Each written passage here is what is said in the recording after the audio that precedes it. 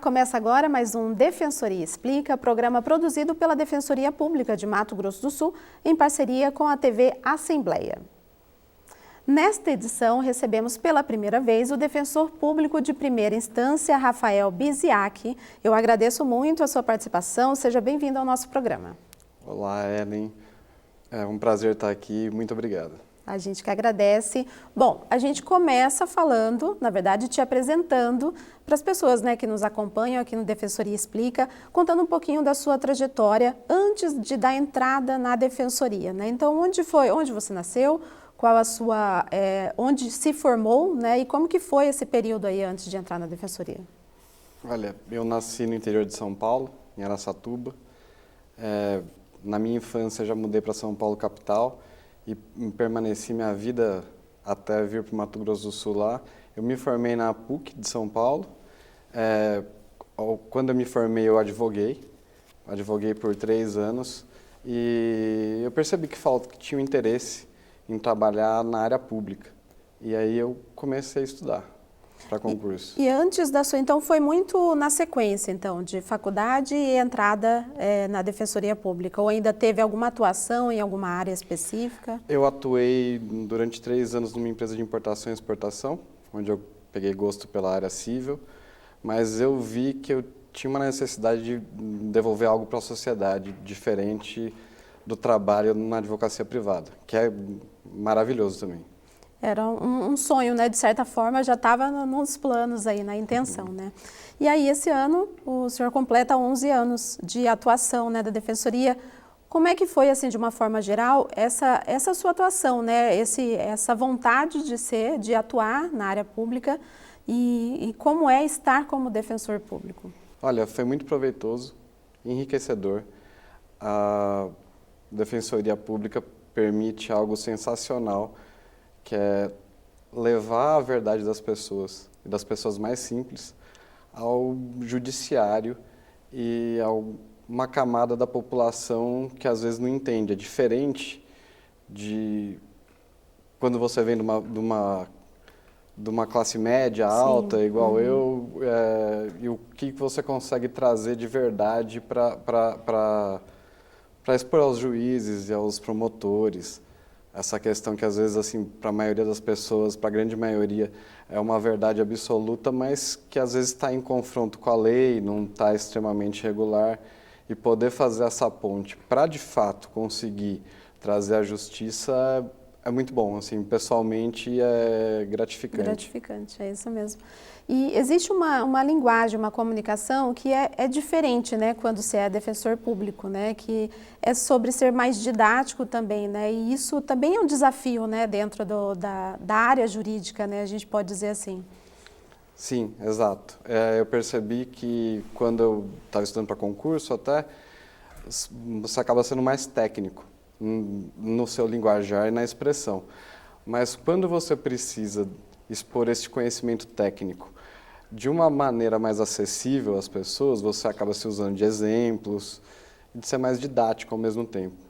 Um bom exemplo que eu podia falar da questão de você trazer a verdade do povo para a verdade, para dentro do tribunal, eu lembro uma vez que um promotor, ele questionava uma pessoa que tinha uma certidão de nascimento falsa e ela tinha nascido em 1985, ele não admitia que essa pessoa tinha sido registrada anos depois. Só que, vindo da história de vida dele, da minha, e talvez do juízo também, é normal não entender isso. Mas quando você pensa que a maior parte da população sobrevive com muito pouco dinheiro, com menos de 2 salários, e até 1998, para você registrar alguém custava um salário mínimo, sim, o registro não era gratuito, daí você entende que tinha uma massa de gente muito grande que nessa mesma situação, que não tinha registro, ou na hora que foi fazer o registro, alguém falou que ia ajudar e deu um registro falso. Então, você conseguir trazer essa realidade para dentro de um processo e, de fato, dar acesso à justiça para a pessoa, você entende que a pessoa, numa situação dessa, é mais uma vítima das circunstâncias sociais do que na verdade, ela está querendo fraudar ou descumprir alguma lei. A grande maioria das pessoas, elas são cumpridoras da lei, elas são honestas e é um prazer atuar em favor delas e em favor de trazer isso e empoderar elas de direito. É isso. Bom, o papo tá bom, a gente vai para um breve intervalo e a gente já volta.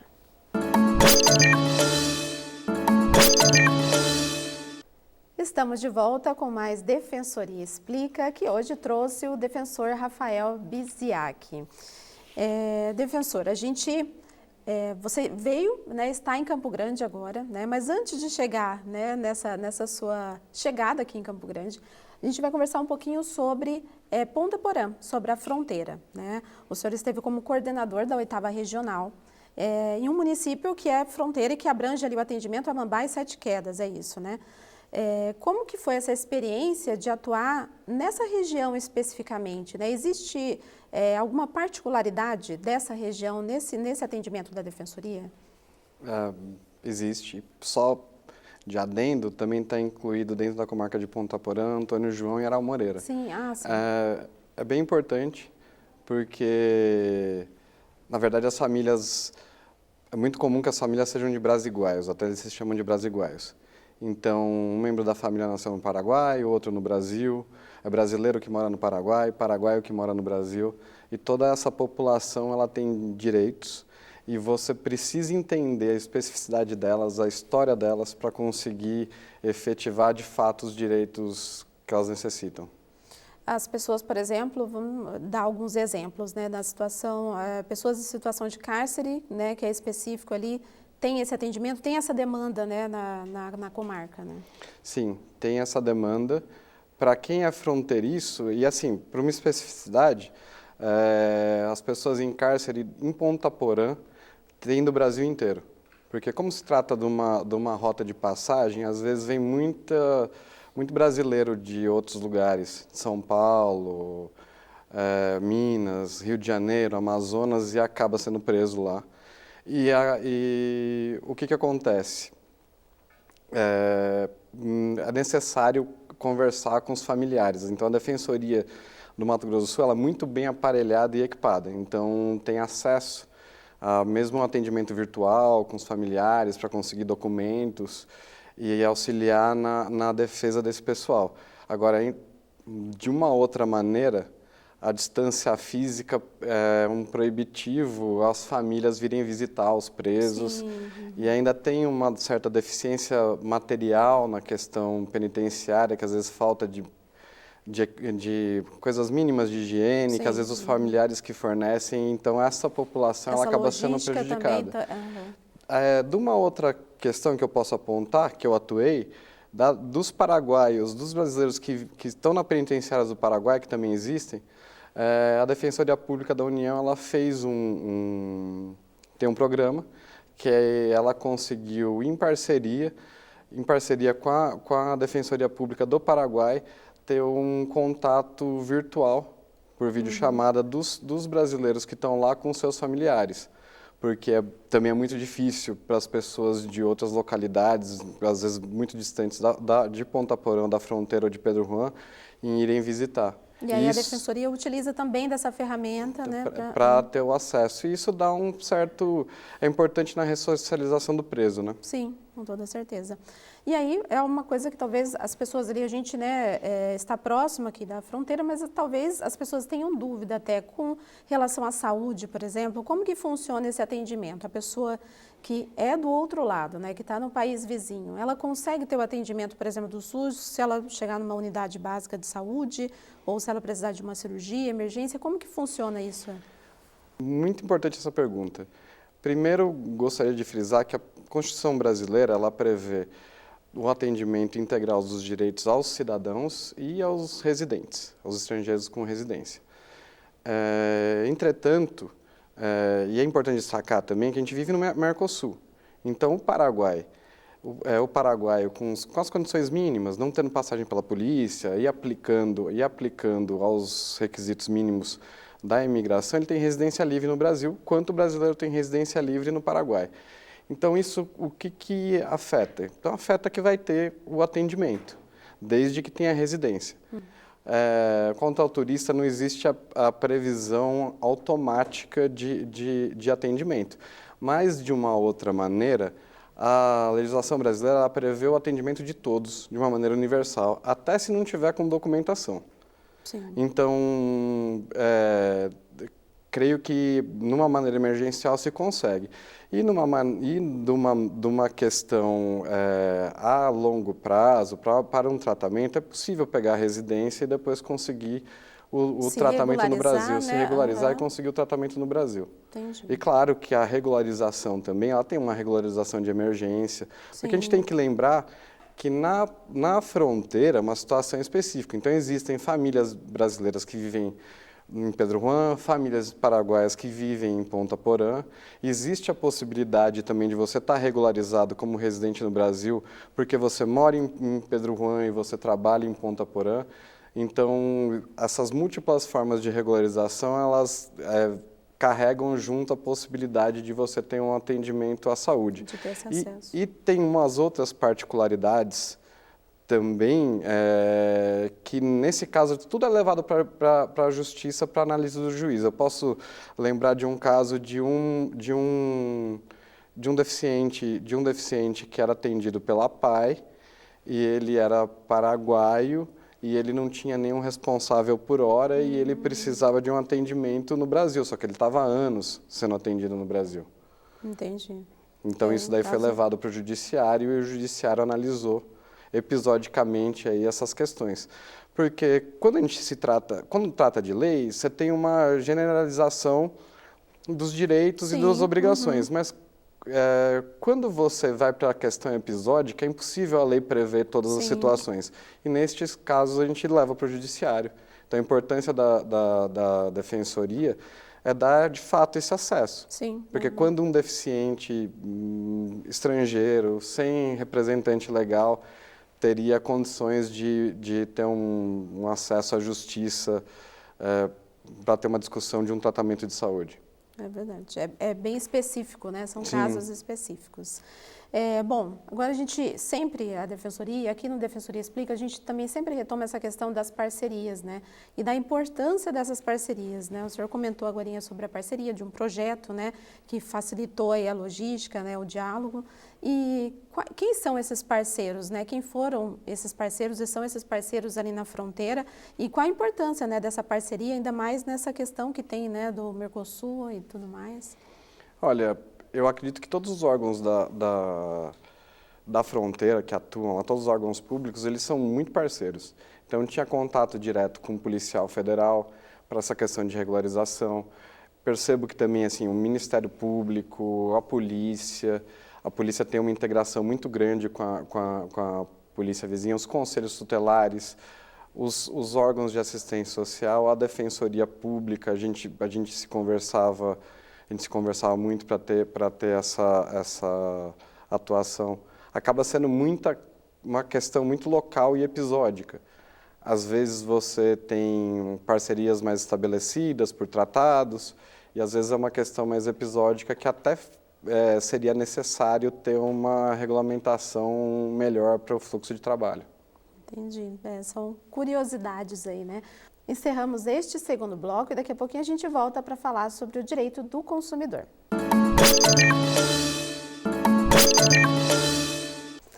Estamos de volta com o defensor Rafael Biziac, que recentemente veio para Campo Grande e agora faz parte do Núcleo de Defesa dos Direitos do Consumidor. É isso mesmo, né, doutor? Sim. Tem quanto tempo, mais ou menos, que o senhor começou a fazer parte do Núcleo de Consumidor?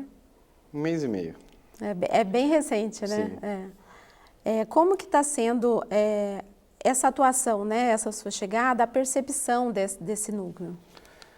Eu já tinha uma atuação do consumidor, mas agregada às outras áreas em Ponta Porã, e agora é mais específico, de consumidor e civil residual. É bem interessante, é um trabalho muito técnico, se aprofunda mesmo, estou muito satisfeito. Eu acho que dá uma prestação à população muito boa. Sim. A gente sempre retoma a questão de que a Defensoria ela atua de forma coletiva e individual, né, no núcleo do consumidor. Se o senhor tiver alguns exemplos, né, que pudesse citar nesses casos, né, como que funciona e quais são essas demandas que chegam, né, tanto coletiva como individual? As demandas, elas chegam através do atendimento à população. Então, de uma maneira geral, a gente começa o atendimento, vê o problema das pessoas e vai tomar a atuação necessária, a medida judicial necessária.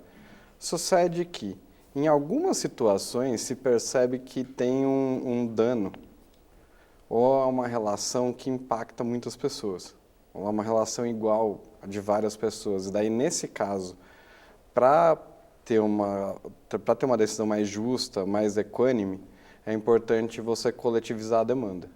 Só que assim, existe uma necessidade diferente, existe uma atuação diferente, que muitas vezes a gente deixa a um setor especial, a um critério especial, para resolver episodicamente a vida de cada um da maneira mais célere. Entendi. Cada caso é analisado, né, de forma que pode ser coletiva, mas aí depois tem que pensar também em cada ente ali, né? Entendi.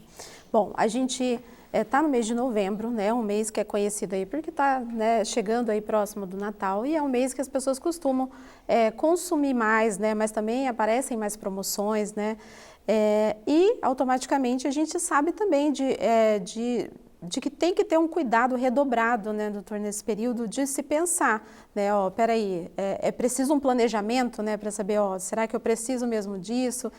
Que cuidados e que dicas que a gente poderia dar para essas pessoas que estão mais agora, né, emocionadas, né, com esse período promocional? Olha, no âmbito pessoal, avaliar bem se precisa do produto ou não, porque nessa época que a gente vê todo mundo comprando, todo mundo entrando em loja, saindo com pacote, ou os colegas de trabalho entrando no site aproveitando a promoção, a gente tem que pensar bem se a gente precisa ou não. Agora, na questão jurídica, eu acho que o que é importante, a gente se atentar bem para qual empresa que a gente está comprando, qual empresa que a gente está se relacionando. Tem alguns sites que a gente pode pesquisar para saber se existe reclamação, se a empresa é confiável ou não, isso fica a critério de cada um, para verificar, de uma maneira geral, se o preço está assim, extremamente baixo, vale a pena dar uma olhada a mais com qual empresa que se está trabalhando. Sempre guarde nota fiscal, sempre tire print das negociações, das etapas da negociação. Se você comprar online ainda e você comprou por uma questão emocionada, ou online ou por telefone, à distância, fora do estabelecimento comercial, existe a possibilidade de arrependimento de 7 dias. Você pode devolver o produto sem nenhuma justificativa. Isso é garantido, né? Os 7 dias são garantidos. Os 7 dias são garantidos pelo Código de Defesa do Consumidor. Se você vai no shopping e faz uma compra na loja física, aí você não tem esse direito de arrependimento de 7 dias. Entendi. Agora, qualquer compra fora do estabelecimento comercial, por telefone, pela internet, que são os mais comuns, aí você teria direito a esses 7 dias. E às vezes até esclarecer ali mesmo, né, no momento da compra, né, já tirar as dúvidas com relação, né, ao que aquela loja oferece, aquele comércio, né, tem disponível ali, no caso de presente, enfim, né, tudo é uma conversa e um planejamento já. É bem importante a gente fazer as coisas conscientes, até porque tá bem difícil hoje em dia, né? Sim. Bom, e aí a gente entra agora no outro assunto, que é um assunto assim, tá muito comum e cada vez mais comum. E se a gente nunca caiu em alguém que a gente conheça já caiu, que são os golpes, né? Cada hora é um novo que aparece e aí eles chegam por celular, chegam por link em e-mail. E eu queria entender como que se chegam nessas demandas relacionadas a golpe, né? E que tipo são os mais comuns, os mais atuais, né? Sim, temos bastante demandas de golpes. Ela varia de cidade para cidade. Então, eu posso falar de coisa que eu já vi em Ponta Porã, de comerciantes, como se fossem caixeiros viajantes, venderem itens em assentamento, para as pessoas mais vulneráveis Então, a promessa de um produto milagroso, algo que vai resolver a vida deles e vai tirar as dores, melhorar a saúde, e que às vezes está num preço muito acima do mercado, num parcelamento muito longo. Então, a gente percebe isso daí para essa população. Já fiquei sabendo até de casos que a pessoa tenta se passar por instalador de placa solar, para a pessoa pagar menos conta de luz, aí a pessoa acaba, não tem o dinheiro, daí fornece o celular com aplicativo